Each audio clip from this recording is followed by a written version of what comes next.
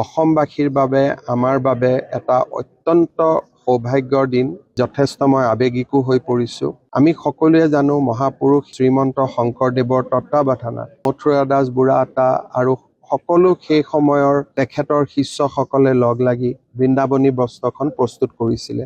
কালক্ৰমত ভূটানৰ পৰা টিবেটৰ পৰা ই আহি লণ্ডন মিউজিয়াম পায়। কোনোবা যদি লণ্ডন মিউজিয়ামত আহি তাক দেখিছে বেলেগ কথা, কিন্তু কোনো অসমীয়াই আজিলৈকে তাক নিজ চকুৰে দেখিবলৈ সৌভাগ্যৱান হোৱা নাছিল। আমি এখন ঐতিহাসিক চুক্তি চহী কৰিলো, যাৰ জৰিয়তে ব্ৰিটিছ মিউজিয়ামে বিচৰা ধৰণে এটা সুন্দৰ মিউজিয়াম অসমত JSW ফাউণ্ডেশ্যনে গঢ়ি তুলিব।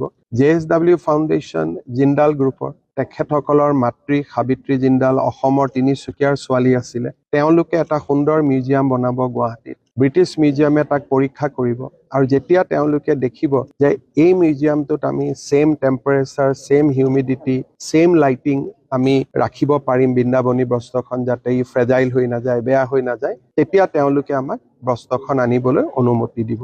আমি ভাবো যে মিউজিয়াম আমি 2027 চনৰ আগভাগত সম্পূৰ্ণ কৰিম আৰু 2027 চনত বৃন্দাবনী বস্ত্ৰ আমি অসমলৈ প্ৰদৰ্শনৰ বাবে লৈ যাব পাৰিম। সি পিছত আকৌ ব্ৰিটিছ মিউজিয়ামলৈকে উভতি আহিব। কিন্তু যিহেতু মিউজিয়ামটো থাকিব, গতিকে আমি ব্ৰিটিছ মিউজিয়ামৰ পৰা আৰু আপুৰুগীয়া সম্পদ মাজে মাজে প্ৰদৰ্শনৰ বাবে লৈ যাব পাৰিম। 2014 চনত মই প্ৰথম বৃন্দাবনী বস্ত্ৰ দেখা পাইছিলো। 2019ত মই আকৌ চাব আহিছো। মনত এটা বহুদিনৰ আশা আছিল যে ইয়াক কেনেবাকৈ এদিন অসমত লৈ যাব পাৰি নেকি। সেই আশাটো পূৰণ হোৱাৰ পথত এটা প্ৰাপ্তিৰ অনুভৱ, অত্যন্ত গৰ্বিত অনুভৱ কৰিছো, আৱেগো আহিছে মনত।